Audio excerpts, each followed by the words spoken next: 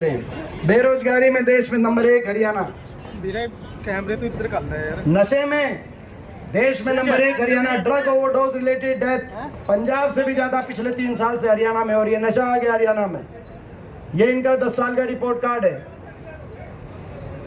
बेरोजगारी में, नशे में और अपराध में, कानून व्यवस्था की क्या स्थिति है आप अंदाजा लगाओ। कल भी हमारे एक उम्मीदवार प्रदीप चौधरी जो कालका से चुनाव लड़ रहे हैं, कल उनके काफिले पे फायरिंग हो रही है। नौजवान बच्चे फायरिंग कर रहे हैं। एक उनके साथी जो चल रहा था उसके कंधे में से कल गोली निकली। ये स्थिति हो गई हरियाणा की। हरियाणा तो ऐसा नहीं होता था। आज देश में अपराध दर, क्राइम रेट सबसे ज़्यादा आज हरियाणा में है। फिरौतियों की कॉलें आ रही हैं। आज क्या स्थिति बन गई पूरे हरियाणा के अंदर। आज बेरोजगारी में, नशे में, अपराध में, महंगाई में आज हरियाणा आगे बढ़ गया। ये और विकास की पटरी से हरियाणा उतर गया। मैं आपसे पूछना चाहता हूँ, इन 10 वर्षों में कोई बड़ा काम आपके इलाके में बीजेपी की सरकार ने कोई बड़ी परियोजना या कोई बड़ा काम लाया हो तो आप बताओ। कोई बड़ा काम, 10 साल बहुत लंबा समय होता है। तो वही सही बात है। ये काम, खैर ये काम नहीं भी करते तो भी हम काम चला लेते क्योंकि हरियाणा वालों का दिल बड़ा है। लेकिन इन्होंने तो काम खराब किया, उलझा दिया लोगों को। प्रॉपर्टी आईडी में, फैमिली आईडी में, पोर्टल में कागज ठीक कराओ, अफसरों के चक्कर काटो। उलझा दिया कि नहीं उलझा दिया लोगों को उलझा दिया, काम खराब कर दिया। भाई जब आज तक गुजरात में इनकी सरकार है 20 साल से, गुजरात में ये आईडी पोर्टल नहीं आए तो हरियाणा में क्यों आईडी पोर्टल आके। और अफसरों की जिम्मेदारी खत्म। ना तो अफसरों को एक एक घर जाकर सारे कागज ठीक करा कर, उनकी जिम्मेदारी होनी चाहिए जन सुविधा, सारी योजनाओं का लाभ हर घर तक पहुंचाने की। यहाँ पर अफसरों की जिम्मेदारी नहीं, आम आदमी की जिम्मेदारी की अपने धक्के खाओ।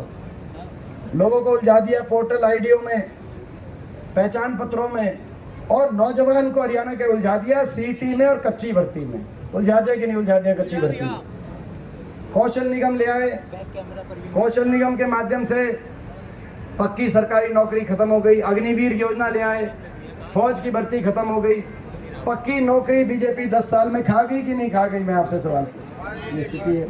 और हर वर्ग का अपमान।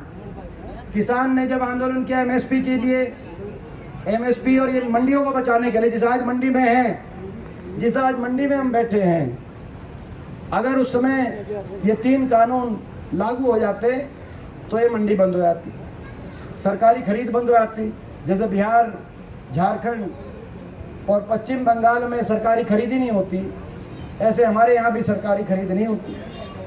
ना ये आड़ती बचते, ना ये मजदूर बचते, ना ये मंडी बचती, ना किसान बचता। 750 किसानों की जान की कुर्बानी लेने वाली ये सरकार साबित हुई। ऐसा आंदोलन था। कितना अपमान किया आपने देखा। कर्मचारी गए ओल्ड पेंशन स्कीम मांगने, उन पे लाठीचार्ज। सरपंच गए अपने अधिकारों के लिए, ये आज सारे सरपंच हमें समर्थन दे रहे हैं। हम धन्यवाद करते हैं। पूरे नीलोखेड़ी के सारे सरपंचों ने भी धन्यवाद दिया।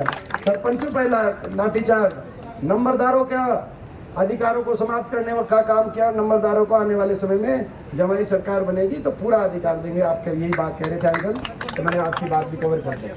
हर वर्ग को, और इतना अहंकार, हर वर्ग पे लाठीचार्ज। हमारी बेटियों को दिल्ली की सड़कों में घसीटा। इतना अहंकार, इतना। उसके बाद ये बोला कि हम बाबा साहब भीमराव अम्बेडकर जी के संविधान को भी तोड़ देंगे। बीजेपी में इतना अहंकार हो गया, 400 पार का नारा दे दिया। वो तो लोगों ने इनके घमंड को तोड़ दिया और लोगों ने संविधान को बचाने का काम किया। ये लड़ाई, ये चुनाव नहीं है, ये चुनाव, ये राजनीतिक जो लड़ाई है इस चुनाव में, वो हरियाणा के भविष्य को बचाने की लड़ाई है। ये हरियाणा के नौजवान के भविष्य, जो नौजवान इतना निराश हो गया। देश में सबसे ज्यादा बेरोजगारी आज हरियाणा में। ना तो निजी क्षेत्र में ना तो कोई निवेश हुआ, कोई बड़ा औद्योगिक क्षेत्र लगा पूरे हरियाणा में 10 साल में एक भी, ना ही सरकारी नौकरी मिली। नौजवान इतना निराश हो गया, कहीं डिप्रेशन का शिकार, कहीं नशे का शिकार, और कहीं अपना घर बार बेचकर, डोंकी के रास्ते उधार लेकर, विदेश में जाकर मजदूरी करने पे मजबूर हो गया हमारा हरियाणा का नौजवान। हरियाणा में कोई भविष्य नहीं दिख रहा। बाहर जा रहे हैं कि नहीं जा रहे, मैं पूछना चाहता हूँ। नंबर 1 बन गया पलायन में। नंबर 1 बन गया पलायन में। इतना पलायन कभी नहीं हुआ देश के इतिहास में जितना हरियाणा। अभी राहुल जी भी गए अमेरिका, तो अमेरिका हजारों नौजवान मिले और वो हरियाणा से मिले कि आज अमेरिका में सबसे ज़्यादा हरियाणा का नौजवान पहुंच गया इन 10 साल में। ऐसी स्थिति बन गई इस सरकार में। आड़तियों के साथ क्या हुआ मुझे बताने की जरूरत नहीं। हमारे आड़ती भाइयों ने अपनी हड़ताल करी तो उनकी सुध लेने भी कोई सरकार में कोई सुध लेने भी नहीं आया। हुड्डा साहब आए और हुड्डा साहब ने जूस पिला के उनका भूख हड़ताल खत्म कराई, नहीं तो आड़ती भाइयों की कोई सुध लेने भी नहीं आई। ये स्थिति है। तो आज भाई ये सरकार, लोगों का मन भर गया इस सरकार से, लोगों ने बदलाव का मन बनाया है। और यही कारण है कि जब बीजेपी के पास रिपोर्ट गई कि भाई लोगों में बड़ी नाराजगी हो गई हरियाणा के, और हरियाणा के लोगों ने सरकार बदलने का फैसला किया है, तो बीजेपी ने क्या किया, चुनाव से 1 हफ्ते पहले, लोकसभा चुनाव के 1 हफ्ते पहले अपने मुख्यमंत्री का चेहरा बदल दिया कि नहीं बदल दिया। फिर अपने उप मुख्यमंत्री को भी बदल दिया, हटा दिया उप मुख्यमंत्री को। आपको याद होगा जब इस दुष्यंत चौटाला को हटाया तो अगले दिन दुष्यंत चौटाला का बयान आया कि मैं बीजेपी के घोटालों के राज बताऊंगा। आपको याद होगा बयान आया कि बीजेपी के घोटालों के राज बताऊंगा। अगले दिन खट्टर साहब का बयान आया, दुष्यंत चौटाला के घोटालों की जांच कराऊंगा। अब 5 साल तक इतना देखो हरियाणा के लोग हैं, हम हरियाणा की जनता शरीफ हो सकती है मगर मूर्ख नहीं है। ठीक बात कह रहा हो कि नहीं कह रहा हो। 5 साल तक बोला भाई बीजेपी घोटालों के राज बताएंगे, बोला इसके घोटालों की जांच कराऊंगा, फिर नहीं बोले। फिर दुष्यंत चौटाला का कोई बयान नहीं आया। आप समझ गए क्यों? तो भाई बोला तू हमारे राज बताएगा तो तेरी जांच कराऊंगा। तो आपने देखा ये स्थिति है। मुख्यमंत्री को बदला इन्होंने, उप मुख्यमंत्री को बदला, फिर चुनाव की तारीख बदली, अपनी कैबिनेट बदली, अपने प्रदेश अध्यक्ष को बदला। लेकिन बीजेपी वालों आप क्या क्या बदलोगे? ये हरियाणा की जनता सरकार ही बदलने का काम करेगी। हरियाणा की जनता ने मन बना के सरकार बनेगी, कांग्रेस पार्टी की सरकार बनेगी, कांग्रेस पार्टी की सरकार बनेगी। हरियाणा को आगे लेके जाने का हम काम करेंगे। छत्तीस बिरादरी को साथ लेकर हरियाणा का उज्जवल भविष्य बचाने का हम काम करेंगे। और सरकार बनते ही जनता के हक में, हर वर्ग के हक में हम ऐतिहासिक फैसले लेने का काम करेंगे। सबसे पहले बड़े बुजुर्गों को 1 महीने के बाद जब कांग्रेस की सरकार बनेगी, बड़े बुजुर्गों की कितनी पेंशन होगी, हो जाएगी, खबर पहुंच चुकी है आप तक, यानी कि 6000 बुढ़ापा पेंशन डंके की चोट पे, दिल्ली से भी ज्यादा, देश में सबसे ज्यादा 6000 बुढ़ापा पेंशन बड़े बुजुर्गों की करने का काम।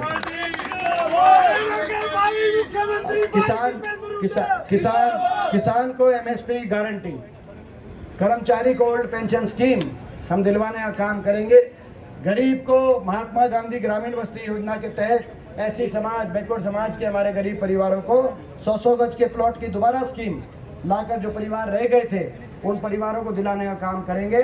और ज़रूरतमंद को, चाहे शहर में हो चाहे गांव में हो, ज़रूरतमंद गरीब परिवारों को इंदिरा आवास योजना में 3.5 लाख तक की आर्थिक मदद से उनके मकान में आर्थिक मदद कराने का हम कार्य करेंगे। महंगाई की कमर तोड़ेंगे, कमर तोड़ महंगाई की कमर हम तोड़ेंगे। और 500 रुपये में गैस का सिलेंडर और 300 यूनिट तक बिजली में राहत दिलवाने का हम कार्य करेंगे। हरियाणा के लिए कांग्रेस पार्टी का हमारा संकल्प पत्र है। और महिलाओं को, माताओं और बहनों को, जैसे कि कांग्रेस की सरकार में बाकी जगह हमने करके दिखाया है, माताओं और बहनों को 2000 की पेंशन, जब तक उनकी बुढ़ापा पेंशन से कम उम्र की, तो बुढ़ापा पेंशन तो 6000 हो जाएगी। उससे पहले क्योंकि घर खर्च माताएं बहनें घर को चलाती हैं, तो 2000 रुपये की माताओं और बहनों को भी 2000 रुपये की हम पेंशन बनाने का 18 साल से लेकर और 60 साल की आयु तक का वो भी हम कार्य करेंगे। तो भाई ये सारे हमारे कांग्रेस पार्टी के संकल्प। और नौजवानों को 2 लाख सरकारी पद जो सभा खत्म कर दिए इन्होंने, खाली पड़े 2 लाख सरकारी पदों पर नौजवानों को रोजगार दिलवाने का, पक्की सरकारी नौकरी निकालवाते हुए रोजगार दिलवाने का, रोजगारों के अवसर दिलवाने का नौजवानों को। और पूरी और जब